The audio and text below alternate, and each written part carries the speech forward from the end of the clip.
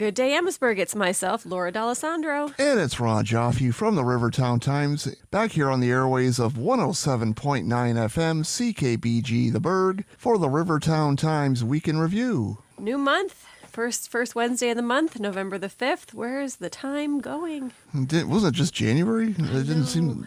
No, I know, just the year seems to be flying by, but... Is that a sign that we're getting old? I feel like my parents and my grandparents talk like that. Oh, where does the time go? We're not getting any younger. Right? That's another one. You especially. Exactly. All right, turning our attention to the news, our front page story this week was Amherstburg Fights Cancer. They held a dinner last Saturday night at the AMA, and the dinner and the concert combined raised over $13,000 for the Windsor Cancer Center Foundation. Yeah, the Windsor Regional Cancer Center Foundation, they're doing their Grow On campaign. Norm Mickle is one of the ambassadors, and of course a lot of people in town know Norm and his wife Janet. Norm is a cancer survivor, and as I say, one of the ambassadors for this year's Grow On campaign. And the dinner raised roughly $13,000. So I know they're presenting the check next Tuesday, so I'll be at that. But in the meantime, we got full coverage on this week's issue of the Rivertown Times, page 1. And they sold about 200 tickets, and there's a sellout at the AMA Sportsman's Club. And it was a hot ticket. A lot of pulled in there and had to park around the back. So that's always a good sign when you're having trouble finding a place to park. It means a lot of people are there supporting the cause. So Pasta Dinner fundraiser, and Bethany Delamonte and Tom Hogarth and a number of Tom's friends were out there and performing, and just a great night, all for a great cause. Again, it's to help fight cancer. Everyone, I'm sure, has been affected by cancer in some ways, either directly or a member of their family or a friend who's battled this dreadful disease. And it's great that to see, there's a lot of effort to fight the disease, and the money's going towards some new radiation labs at the cancer center, and they're going to refurbish, I think, about 3 of them. The goal of the campaign is $500,000. What, $13,000 of it was raised Saturday night to reduce that number, and hopefully more money can be raised around the area and really help fight this disease. Is this going to be an annual thing, do you think? It could be. We'll have to find out, but... Still too early, right? They're just kind of riding that high after an event. You hate to pressure on them. Yeah, they're probably just catching their breath at this point, and it came together quickly, as I understand it. But, a lot of businesses stepped up. Sponsors came out of the woodwork. We were one of them. Exactly, yeah, and they had a lot of raffle prizes, and turned out to be a wonderful evening. Just to highlight something here, between that cancer dinner fundraiser and the work that we did here with the Marty's Marathon with the Detroit Free Press, that's over $20,000 that we've donated just from 2 events here in Amherstburg to the Windsor Cancer Center Foundation. So kudos to this town and the people that get involved. Exactly. Amherstburg's always been a caring, generous community, and the spirit continues.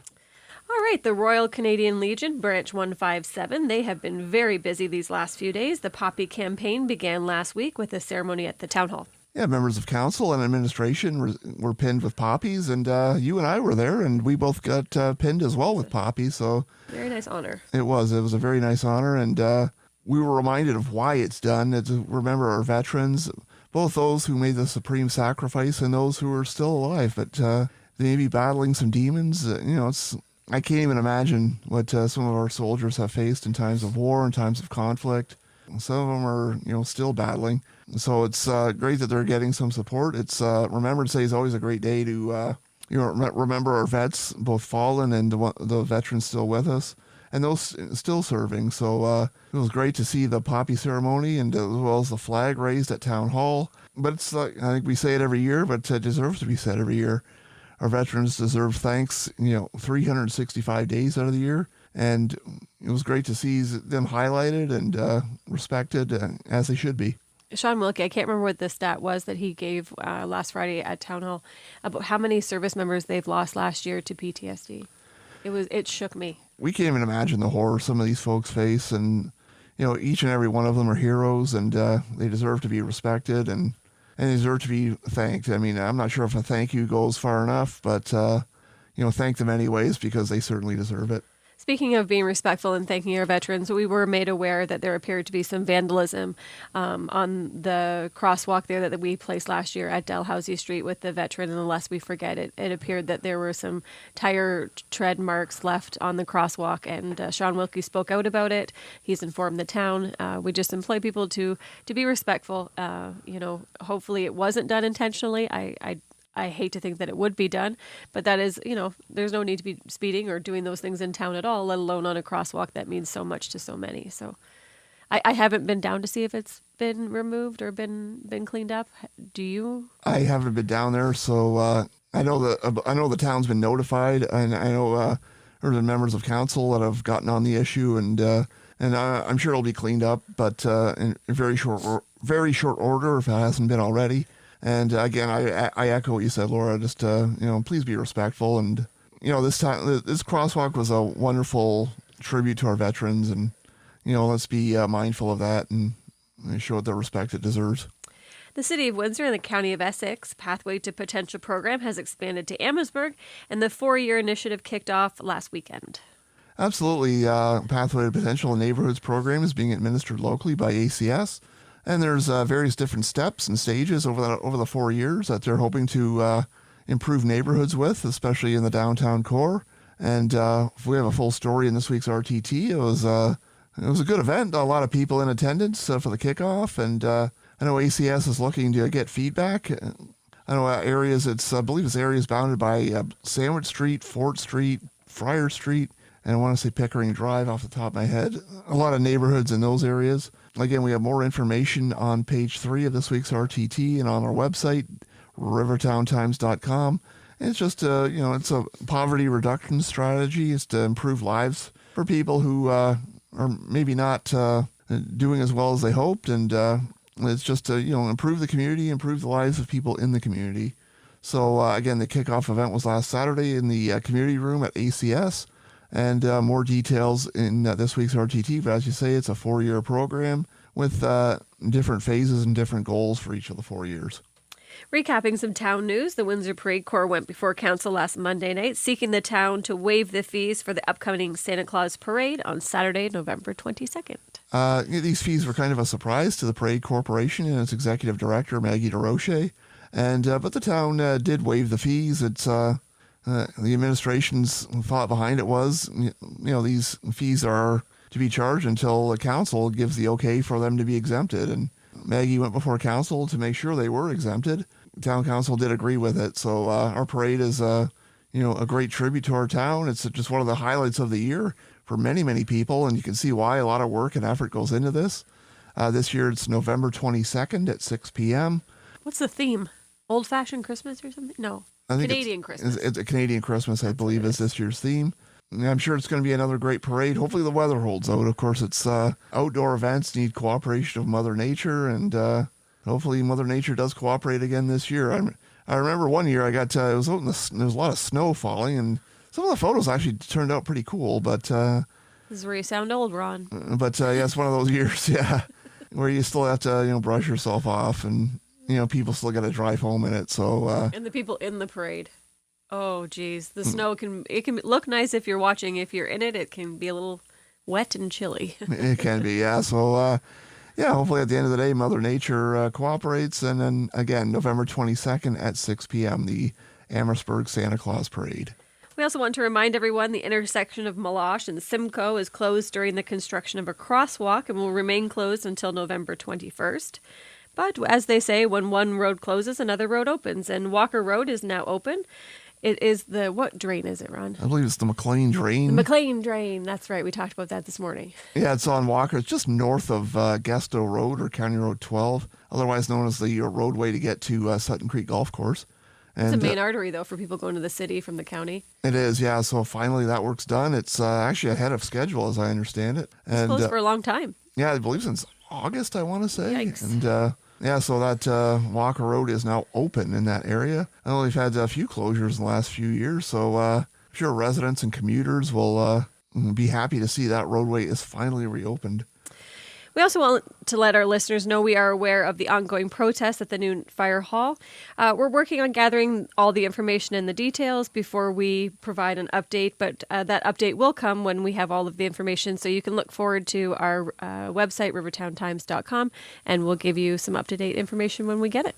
Absolutely, yeah. We were out there talking with some of the iron workers yesterday morning. It's just obviously it's very tight for us to get it in the paper. We did get a photo on our Instagram and our Twitter and our threads. There's that, and we're still working on the story. It's just the iron workers are looking for more local workers to be utilized and more unionized workers to be put on the job. And that's what kind of it's revolving around. I just want to get a bit more information before we publish anything. And just because we're so close to deadline that we weren't able to get it in for this week's issue of the RTT, but just to let you know, we're still working on it. Maybe this is a good time to talk about deadlines, considering next Tuesday is Remembrance Day. Absolutely, yeah. It's going to be a day. It's going to be a tight scramble to get stuff in the paper, but we're probably going to have to, for the full spread and for the full story, possibly, unfortunately, have to wait a week. But just because it's again, we have to get the paper to press, and we're right on deadline, so we're going to be somewhat limited. So we apologize for that, but that's one of those situations. Again, keep your eyes on the website, keep your eyes on our social media. We'll get information out there as quickly as we can, but just unfortunately for us, Remembrance Day falls on a Tuesday this year, and that's also we have to get our paper to press on Tuesday, late Tuesday morning, early Tuesday afternoon, like very early Tuesday afternoon. So we'll do what we can, but we will do our absolute best to honor our veterans and give you the best Remembrance Day coverage that we can. So between Council on Monday, Remembrance Day on Tuesday, if you see Ron Tuesday night, just give him a hug, pat on the back. Losing a lot of my hair loss is hereditary, but sometimes it just falls out on its own just because of stress. Stress and deadlines and that sort of fun stuff.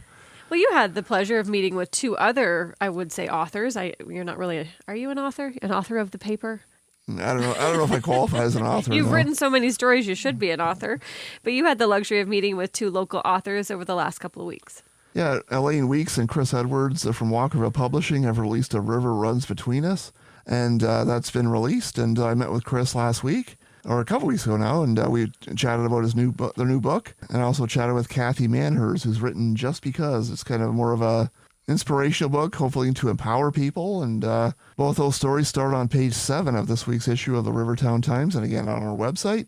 And full details are having upcoming book signings and talks on the books.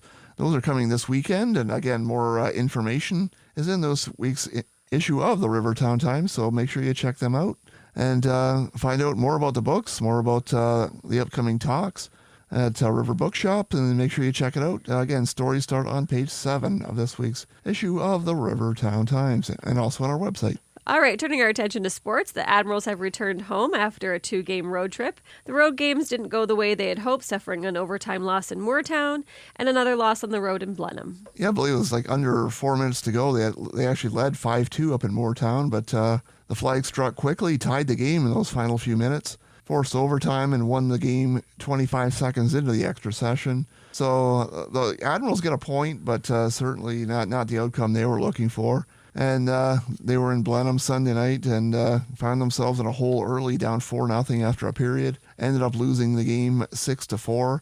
So they lost both ends of those weekend road games, and they also lost in Essex the previous Tuesday, and we touched about that last week. And then they're back on the road this Friday night. They're up in Dresden for a game against the Kings, and then at long last, they're back at the Libro Center this Saturday for a 7 o'clock face-off against the always tough Lakeshore Canadians. Again, Saturday night back at home finally after a Friday night game in Dresden. So make sure you check it out. Let's inspire the home team and hopefully get some W's on the board for the boys.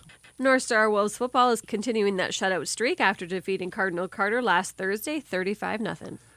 The roll keeps continuing for the Wolves. They still haven't not allowed a point yet through 6 games this season. And I can't remember if I've ever covered a football team that's you could say that about. And I've covered some strong teams. And if you want to catch the Wolves in action, they are in action tonight, Wednesday night, for a 5:30 kickoff against LeSource. That's at the Libro Center. The game was scheduled for Friday night. And I'm not sure why, but they've rescheduled for tonight, Wednesday, November 5th. 5:30 p.m. at the Libro Center against LeSource. They're looking for a bit of a revenge against the Eagles because it was LeSource who knocked off North Star in the championship game last fall. And so if North Star wins that, they're back in the championship game, and that will be the Bulls. The Bulls will be played November 15th, but they got to get through LeSource first. So check it out tonight at the Libro at 5:30 p.m. As for the Cardinal Carter game, strong night for Ashton Favreau. His great season continues. 5 more touchdowns, all on the ground this week. And is he a senior? I believe, he's in grade 12. So yeah, he's capping off his high school career in fine fashion. Yeah, so far at least. Good for him. Wolves boys volleyball and girls basketball are wrapping up the season as the teams head into playoff action. The senior Wolves on the volleyball court are done. They lost in Essex last week, so they were eliminated. The junior boys were in trouble on their home court again against Essex, and they were in trouble last night, and they actually lost the first 2 sets, and if they lost one more, they would have been eliminated, but they rebounded, won the next 3, and they advanced to the finals tomorrow night. They'll be in Kingsville against Erie Migration.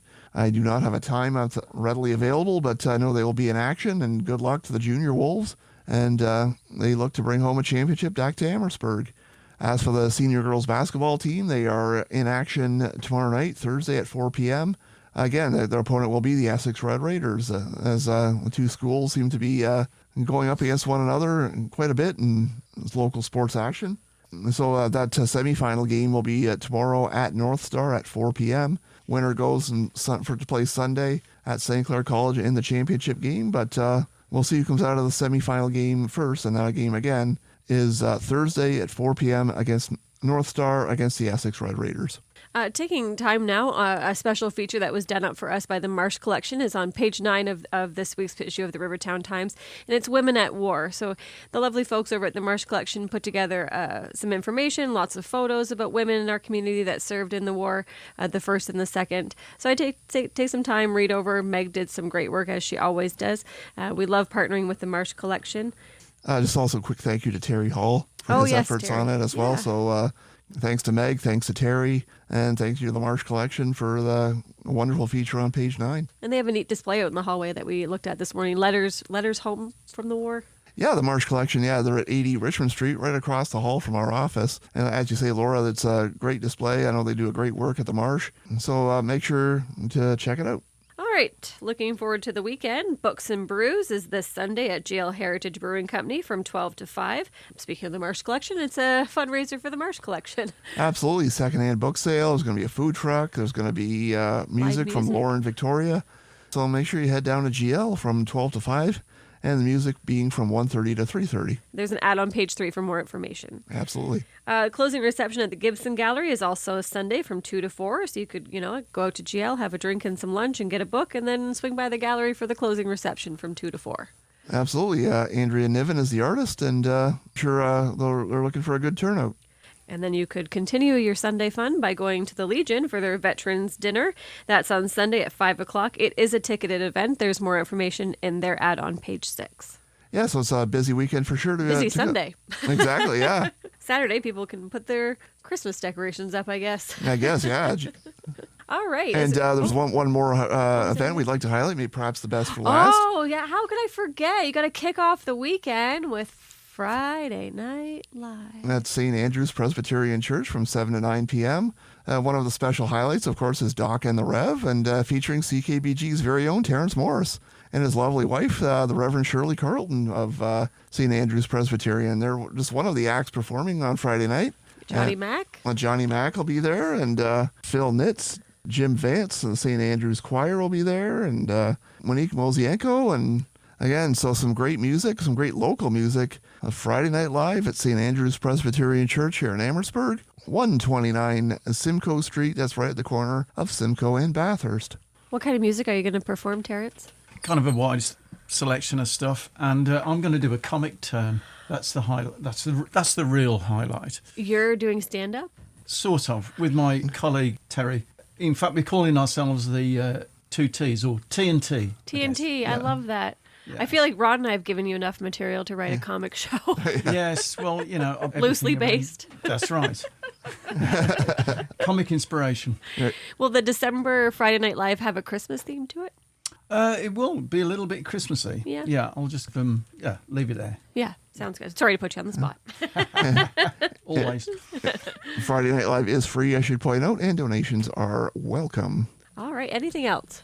Just to give a quick shout out to our drivers, Louise and Ashley. They're going around Amherstburg, Essex, Harrow, and LaSalle, dropping off our paper in stores and newspaper boxes. So thanks to them. Or if you can't get out, rivertowntimes.com. And we have a new location for a newspaper box, Mercado Fresh. That's our newest location. They were interested in having a box at the store. So starting today, you can pick up a copy of the RTT in the storefront of Mercado Fresh. Absolutely. Thank you to Mercado, and thank you to everyone who carries our paper.